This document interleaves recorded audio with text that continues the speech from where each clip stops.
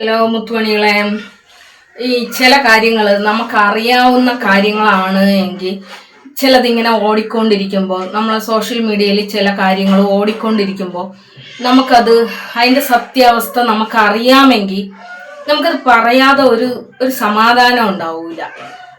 ഞാൻ ഈ പാവപ്പെട്ട ഉമ്മയുടെ വീഡിയോസ് ഫസ്റ്റ് മുതലേ കാണുന്ന ഒരാളാണ്. ആ കേസിൽ, ആ ഒരു സംഭവത്തിൽ എനിക്ക് ആദ്യം മുതലുള്ള എല്ലാ കാര്യങ്ങളും അറിയാവുന്നത് കൊണ്ട് തന്നെ രണ്ട് കാര്യങ്ങൾ എനിക്ക് അതിൽ രണ്ട് കാര്യങ്ങൾ പറയാതെ പോവാൻ ഇഷ്ടമില്ല. അതിൽ ഒരു കാര്യം എന്ന് പറയുന്നത്, ഇവര് ഒരു കാറിലിരുന്നുണ്ട് പറയുന്നുണ്ട്, വാപ്പയ്ക്ക് ചൊൽപ്പടിക്ക് നിർത്താൻ പറ്റിയില്ല വാപ്പാ ഉമ്മാനെ ചൊൽപ്പടിക്ക് നിർത്താൻ പറ്റിയില്ല വാപ്പാ എന്ന് പറഞ്ഞ് കരയുന്ന ഒരു ഭാഗമുണ്ട്. ആ വാപ്പ സമ്പൂർണ്ണ പരാജയമാണ് എന്നുള്ളതിൽ ഒരു തർക്കവുമില്ല.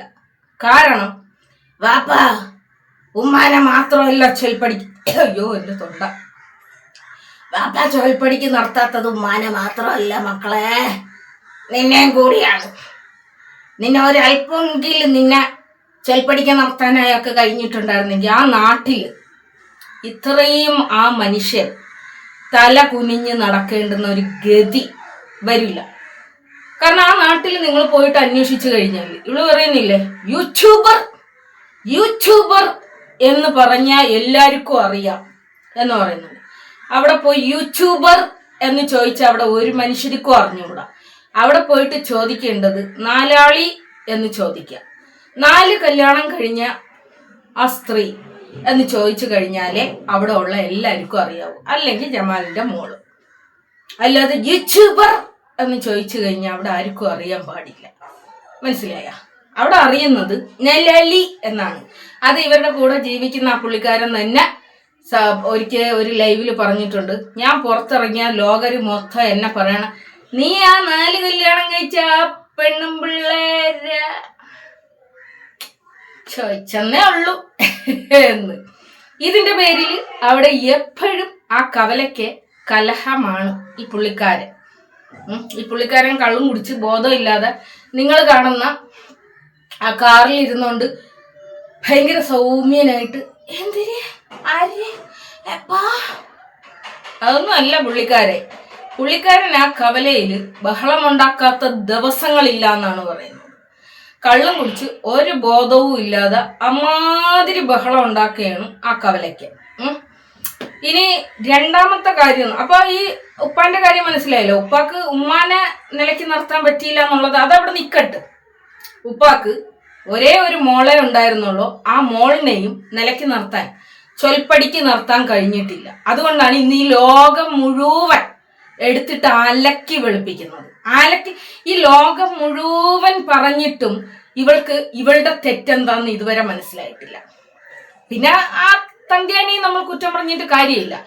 കാരണം ഇതിപ്പോ തന്ത്യ പറഞ്ഞിട്ട് അവൾക്ക് മനസ്സിലായിട്ടുണ്ടാവൂല.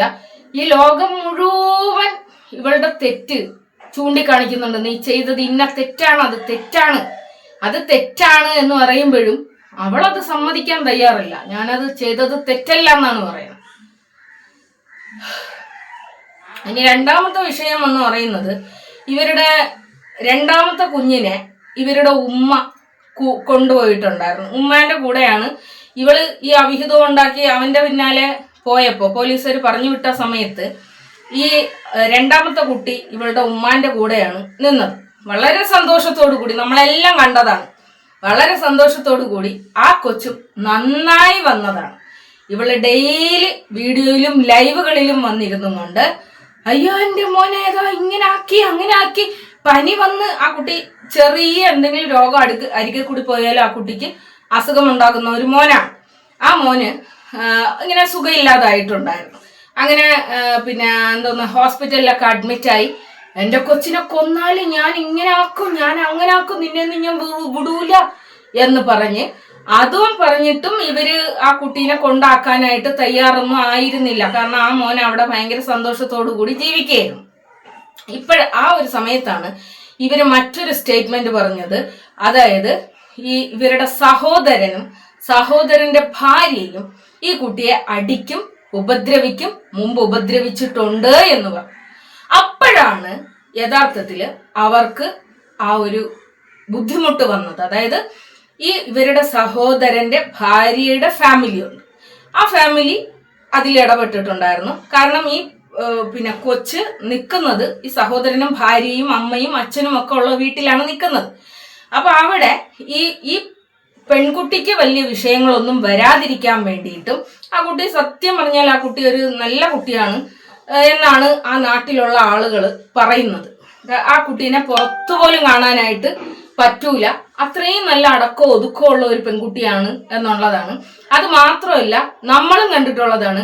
ഇവര് എവിടെ പോയപ്പോ, ആലുവയില് ഇവരുടെ കാമുകനെ കാണാൻ വേണ്ടിയിട്ട് പോയപ്പോ ഈ കുട്ടിയെ നോക്കിയത് ആ പെൺകുട്ടി മാത്രം. ആ സമയത്ത് ഇവരുടെ വാപ്പ ഹോസ്പിറ്റലിലായിരുന്നു. അവിടെ ഇവരുടെ ഉമ്മയും ഇവരുടെ ആങ്ങളയും ഉണ്ടായിരുന്നു. ഇവരുടെ മറ്റൊരാങ്ങള എന്ന് പറയുന്നത് ഗൾഫിലായിരുന്നു. അപ്പോൾ ഈ വീട്ടില് ആ പെൺകുട്ടി മാത്രമുള്ളപ്പോൾ അവർക്കൊരു മകളുണ്ട്. അവിടെ ഈ 3 കുട്ടികളെയും അവരുടെ കൂടെ ഏൽപ്പിച്ചിട്ടാണ് ഇവർ ഈ സർക്കീട്ടിന് പോയത്. അതുപോലെ തന്നെ എന്നെ ഇന്ന് ആരോ വിളിച്ചിട്ട് ഇങ്ങനെ പറയുന്നുണ്ടായിരുന്നു, നിങ്ങളാണ് ഈ പറയുന്ന പുള്ളിക്കാരനെ പരിചയപ്പെടുത്തി കൊടുത്തതെന്നോ, ആ കല്യാണത്തിന് അല്ല ആ ഷാനുമായിട്ടുള്ള ഇവരുടെ അവിഹിതത്തിന് എനിക്കെന്തോ പങ്കുണ്ട് എന്ന്. നിങ്ങൾ ആലോചിക്കുക, ആലുവ എന്ന് പറയുന്ന സ്ഥലം എവിടെ കിടക്കുന്നു? അവിടെ ഒരു ഡ്രാക്കുള തള്ളയും ഉണ്ട്. എന്റെ ശത്രുവായ ഒരു സ്ത്രീയാണ്. എനിക്ക് ഈ കല്യാണ ബ്രോക്കറൊന്നും അല്ല ഞാൻ, അതായത് കൂട്ടിക്കൊടുപ്പുകാരിയൊന്നും അല്ല ഞാൻ. എന്റെ ബിസിനസ് എന്ന് പറയുന്നത് തയ്യക്കാരിയാണ്. അപ്പോൾ ഇവര് എങ്ങനെയാണ് കോണ്ടാക്ട് ചെയ്തത് എന്ന് വെച്ച് കഴിഞ്ഞാൽ ആ രീതിയിൽ എങ്ങനെയെങ്കിലും ആയിരിക്കും. എനിക്ക് യാതൊരു അറിവുമില്ലാത്ത, എനിക്ക് ഒരു പിടുത്തവും ഇല്ലാത്ത ഒരു പുള്ളിക്കാരനാണ്. പിന്നെ ഇത് പുറത്ത് പറയാതിരിക്കാൻ എന്റെ കാല് പിടിച്ച് ഈ സ്ത്രീ കരഞ്ഞിട്ടുണ്ട്. ഇത് ബീനെ നീ പുറത്ത് പറയരുത് എന്ന് പറഞ്ഞിട്ട് എന്റെ കാല് പിടിച്ച് കരഞ്ഞിട്ടുണ്ട്. ഇത് മാത്രമല്ല, വേറെയും കാര്യങ്ങളുണ്ട്, വേറെയും ഒരുപാട് വിഷയങ്ങൾ പുറത്ത് പറയില്ലേ. ഞാൻ അമാനത്തായിട്ട് പറയുന്നതാണ്, ഞാൻ അമാനത്തായിട്ട് പറയുന്ന കാര്യം പുറത്ത് പറയല്ലേ എന്ന് പറഞ്ഞിട്ടുണ്ടായിരുന്നു. ഇത് പിടിക്കുന്നത് വരെ ഞാൻ പുറത്ത് പറഞ്ഞിട്ടില്ലാടെ. ഇത് പിടിച്ചു കഴിഞ്ഞപ്പോ എനിക്ക് തോന്നി, കാരണം ഇവരുടെ വീഡിയോസ് നിങ്ങൾ ചെക്ക് ചെയ്താൽ ഈ പുള്ളിക്കാരനെ ഈ വീട്ടിൽ വെച്ച് പിടിക്കുന്നതിന് തൊട്ടു മുമ്പ് വരെ ഇവർ പറയുന്ന ഒരു കാര്യമുണ്ട്, കല്യാണം ആലോചിക്കുന്നുണ്ടെങ്കിൽ അത് എന്നെ അല്ല നിങ്ങൾ വിളിക്കേണ്ടത്, എൻ്റെ വാപ്പച്ചിയുണ്ട്, ഉമ്മച്ചിയുണ്ട്, കാര്യങ്ങളുണ്ട്, എല്ലാം ഉണ്ട്, അതുകൊണ്ട് നിങ്ങൾ എന്നെ വിളിക്കരുത്. പ്രവാസികളായ ഈ കാക്കമാരെ നിങ്ങൾ എന്നെ അല്ല വിളിക്കേണ്ടത്, പിന്നെ ആരെയാ വിളിക്കേണ്ടത്? എൻ്റെ വാപ്പാനെയാണ് എന്ന് പറഞ്ഞിട്ടുണ്ടായിരുന്നു. അവിടെ വെച്ചാണ്, ആ സമയത്താണ് ഈ പുള്ളിക്കാരനായിട്ട് ഇവർക്ക് റിലേഷൻ ഉണ്ട് എന്നുള്ളത് എനിക്കും അറിയാവുന്ന ഒരു കാര്യമാണ്.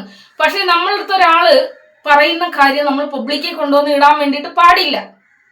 ഞാനിങ്ങനെ മനസ്സിൽ വിചാരിച്ച് ഇത് എങ്ങനെയെങ്കിലും ഒന്ന് ലോകം അറിഞ്ഞെങ്കിന്ന് ആഗ്രഹിച്ചുകൊണ്ടിരിക്കുമ്പോഴാണ് വേറൊരു വിഷയവുമായിട്ട് ബന്ധപ്പെട്ടിട്ട് ഞാൻ ഈ സ്ത്രീയുമായിട്ട് ഉടക്കുന്നതും ആ വിഷയം ഇങ്ങനെ കത്തിക്കേറി നിൽക്കുന്ന സമയത്താണ് ഇവള് നിരന്തരം വന്ന് എൻ്റെ ഉമ്മാനെ തെറി വിളിക്കുകയാണ്. അപ്പോഴാണ് എനിക്കൊരു ഫോൺ കോൾ വരുന്നത്. ഇത്ത അറിഞ്ഞില്ലേ ഇവിടുത്തെ വിശേഷങ്ങള്? അവളുണ്ടല്ലോ, അന്ന് വീട്ടിൽ വന്ന് ബഹളം ഉണ്ടാക്കിയ ആ കിളവന്റെ മോന്റെ കൂടെ ഇറങ്ങിപ്പോയി. ഇവിടെ പോലീസുകാർ വന്നപ്പോ ഇവള് വലിയ അഭിനയം കാഴ്ചവെച്ച്, ഈ ഓസ്കാർ അഭിനയം വരെ കൊള്ളുന്ന ആ ഒരു അഭിനയം കാഴ്ചവെച്ച് കിണറ്റി ചാടാൻ പോയി. എൻ്റെ പൊന്നിത്ത കിണറ്റി ചാടാൻ പോയി. അടുത്തുനിന്ന് അവളുടെ കുടുംബക്കാരെല്ലാം കൂടി വലിച്ചു പോച്ച് താഴെയിട്ട് ചാവട്ടി നൂത്ത് അവന്റെ കൂടെ തന്നെ പൊക്കോ എന്ന് പറഞ്ഞു വിട്ടത്രേ. പോലീസുകാരെല്ലാം വന്നിട്ട് പറഞ്ഞ് പൊക്കോ എന്ന് പറഞ്ഞിട്ടുണ്ടായിരുന്നു. ഈ വിഷയമാണ് അവിടെ നടന്നിട്ടുണ്ടായിരുന്നത്. അതുപോലെ ഈ മോനെ ഇവര് തിരിച്ചു കൊടുക്കുമ്പോൾ ആ ഉമ്മയും ബാപ്പയും കരഞ്ഞോണ്ടാണ് ആ മോനെ തിരിച്ചു കൊടുക്കുന്നത്. അതിന്റെ കാരണം എന്ന് പറയുന്നത് അവരുടെ മരുമകളുടെ പേരിൽ ഇതുപോലെ ഒരു അലിഗേഷൻ ഉണ്ടായത് കൊണ്ട് മാത്രം, അല്ലാതെ അവർക്ക് ഒരാഗ്രഹവും ഉണ്ടായിട്ടല്ല ആ മോൻ പോയതും ആ ഒരു രീതിയിലല്ല. ഇതിനു മുമ്പ് ഈ മോനെ ഇവർ കൊണ്ടുപോകുന്നതിന് മുമ്പ് നടന്ന സംഭവങ്ങൾ ഞാൻ പറഞ്ഞുതരാം. സ്ഥിരമായിട്ട് ഇവര് യൂട്യൂബിൽ KFC തിന്നുന്നതും പിന്നെ അവിടെ ഇവിടെ കറങ്ങാൻ പോകുന്നതും ഒക്കെ ഇവർ വീഡിയോ ഇടും. ഇത് ഈ കുട്ടിയെ പ്രകോപിപ്പിക്കാൻ വേണ്ടിയിട്ടാണ്. അതായത് അവിടെ അവനില്ലാതെ ഞങ്ങൾ ഇതൊക്കെ ചെയ്യുന്നുണ്ട്. ഇത് മാത്രമല്ല, 2 ദിവസം കൂടുമ്പോൾ ആ കുട്ടീരെ സ്കൂളിൽ പോയിട്ട് ഞങ്ങൾ നിന്നെ ഇവിടെയൊക്കെ കൊണ്ടുപോവാ, എടാ ഞങ്ങൾ പോയിട്ട് KFC തിന്നടാ, ഞങ്ങൾ പോയിട്ട് ഇന്നത് കണ്ടടാ, ഞങ്ങൾ പോയി സിനിമ കണ്ടടാ, ഞങ്ങൾ ഇന്ന പാർക്കിൽ പോയടാ, ഞങ്ങൾ കടപ്പുറത്ത് പോയിരുന്ന് കാറ്റ് കൊണ്ടടാ എന്നൊക്കെ പറയുമ്പോൾ സ്വാഭാവികമാണ് കൊച്ചു കുട്ടികൾ എന്ത് ചെയ്യും, അതിൽ വീഴും. അപ്പൊ ഉമ്മ നല്ലോണം നോക്കിക്കൊണ്ടിരുന്ന ആ ഒരു മോനെ ഇവർ പ്രകോപിപ്പിച്ച് കൊണ്ടുപോയതാണ്. അല്ലാതെ ആ ഉമ്മ ഉപദ്രവിച്ചത് കൊണ്ടോ ആ കുടുംബത്തിൽ ആരും തന്നെ ആ കുട്ടികളെ ഒന്നും ചെയ്യാറില്ല എന്നുള്ളതാണ്. അത്രയും സ്നേഹത്തോടു കൂടിയും കരുതലോടു കൂടിയുമാണ് അവര് നോക്കുന്നത്.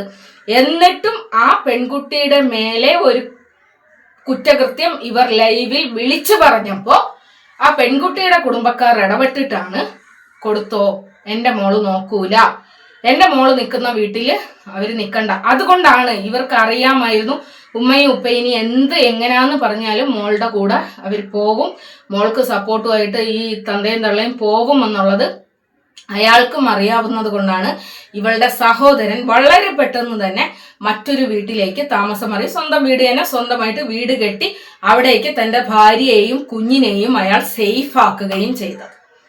ഈ ഒരു പെൺകുട്ടിയുടെ മേലെ വിഷയം വരും എന്ന് കണ്ടപ്പോഴാണ് ആ ഉമ്മയും ഉപ്പയും ആ കുട്ടിയെ തിരിച്ചു കൊടുത്തത്. ഈ സത്യം എനിക്കറിയാവുന്നത് കൊണ്ടും ഇവരുടെ നാട്ടുകാർ തന്നെ വിളിച്ച് എന്നോട് പറഞ്ഞിട്ടുള്ളതുമായിട്ടുള്ള കാര്യമാണ്. ഇതിൽ സത്യമല്ല എന്നുണ്ടെങ്കിൽ ആർക്ക് വേണമെങ്കിലും ഇത് സ്ഥാപിച്ചെടുക്കാൻ വേണ്ടിയിട്ട് പറ്റിക്കോട്ടെ. പക്ഷെ ഇതാണ് ഞാൻ അറിഞ്ഞ സത്യം. അന്നത്തെ ലൈവുകൾ കാണുന്ന ആളുകൾക്കും അറിയാമായിരുന്നു ഇവരുടെ സഹോദരന്റെ ഭാര്യയുടെ മേലെ ഇവരങ്ങനെ ഒരു പഴി കെട്ടിവെച്ചിട്ടുണ്ടായിരുന്നു. ഇവരുടെ സഹോദരന്റെ മേലെയും ആ കുട്ടികളെ ഉപദ്രവിക്കും എന്ന് പറഞ്ഞുകൊണ്ടൊരു പഴി ഇവർ കെട്ടിവെച്ചിട്ടുണ്ടായിരുന്നു. അതിന്റെ പിറ്റേ ദിവസമാണ് ഈ മാതാപിതാക്കള് പോലീസ് സ്റ്റേഷനിൽ പോവുകയും ഞങ്ങൾ ഈ കുട്ടിയെ തിരിച്ചേൽപ്പിക്കുകയാണ്, ഞങ്ങൾക്ക് നോക്കാൻ സാധിക്കില്ല എന്ന് പറഞ്ഞുകൊണ്ട് കൊടുക്കുന്നത്.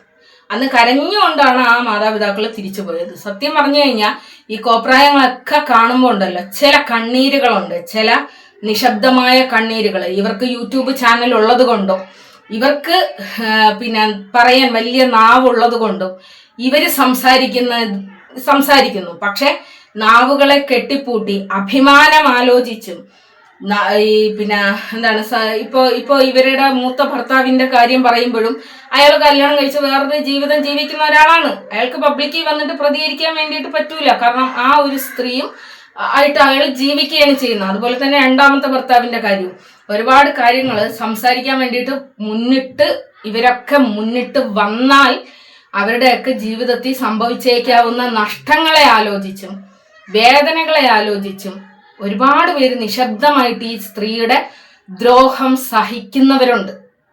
നിശബ്ദമായിട്ട് ഈ സ്ത്രീയുടെ ദ്രോഹം സഹിക്കുന്ന ഒരുപാട് ആളുകളുണ്ട്. അവരുടെയൊക്കെ കണ്ണീര് ഒരു പക്ഷേ ജീവിതത്തിൽ